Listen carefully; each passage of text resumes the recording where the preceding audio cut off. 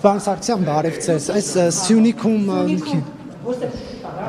Պարոն Սարգսյան, անչափահաս երեխաները ազգային անվտանգության ծառայությունն ասում է մոլորվել են։ Մինչդեռ ասում են ոչ, երեխաները ձի են քշել, ըստ էության գերության մեջ են։ Տեղեկությունները այդպես են գալիս։ Ինչ է կատարվել։ Բան չեմ կարող ասեմ, տեղեկատվության չեմ տիրապետում։ Մեր երկրի սահմանից դուք երկրի պաշտպանության փոխնախարարն եք, մեր երկրից, մեր սահմանից երեխաները անվտանգ հակառակորդին գերին են, ասում եք տեղեկատվության չեմ տիրապետում, կարծում եմ ազգային անվտանգություն։ Դուք մեր պաշտպանության փոխնախարարն եք։ Բայց այդ տիրապետում մենք էլ ումից ինչ Չի նշանակում, որ պաշտպանության փոխնախարարն եմ ամբողջական տեղեկատվությանը դուք հետապնդությամբ եք զբաղվում, պարոն ասել որ դուք ՊՆ-ի կոնկրետ Ես չէ, երևի ինչ եք ղեկավարում։ Հա, բայց կարծում եմ այդ